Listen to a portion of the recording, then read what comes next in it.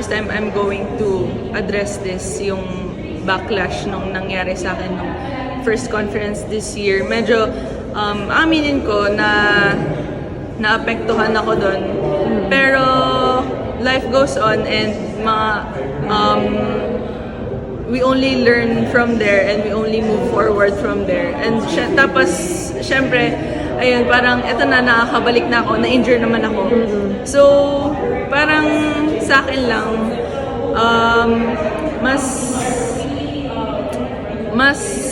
syempre mas motivated and mas inspired ako to redeem myself. So, ayun, hindi na, work hard lang, magsipag lang araw-araw din kasi lahat naman nangyayari ng may reason. Hindi ko man nakikita yung reason now. Ayun, parang in the future, magme-make sense din sa akin kung bakit nangyayari to sa akin. Nag-stop ako nung last conference, nung Reinforce conference. And I was really ready na I thought I was ready to stop playing. Pero, ayun, parang nung pinabalik ako ni Petrogas, nung nag-take kasi ako ng mental break, parang dun ko, madami akong na-realize, madami akong napag-reflectan, ganyan.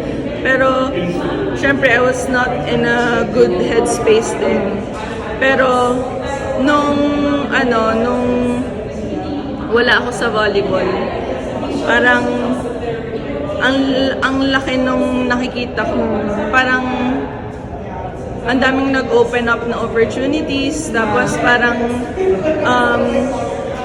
siguro na nasa loob ako ng volleyball, eto lang yung nakikita ko. Tapos nung nasa labas na ako ng volleyball, parang ang laki pala ng pwede kong galawan.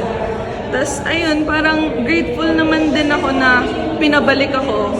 And like yun nga, ready na akong mag-stop dapat. Pero unexpectedly, pinabalik ako ni Petrogas. Kasi, just to be clear, hindi ako na-suspend, hindi ako nabigyan ng sanction. So yung mga allegations about suspension? It's not true.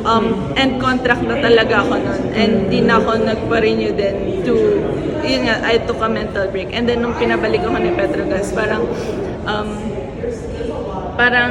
ang sabi ko, masyado kong tinake for granted yung opportunities na binibigay sa akin. So, ayun lang, parang marami akong natutunan and syempre, hindi siya madali, pero ayun, marami akong natutunan nung wala ako sa volleyball. Tapos, ayun, sobrang ngayon na nakabalik ako, parang hindi ko na tinitake for granted yung mga bagay na meron ako. Parang I'm always grateful. Kahit ayun nga, kahit hindi ako naglalaro sa loob ng court, basta I'm part of this family and tinanggap nila ko ulit na no judgment. So,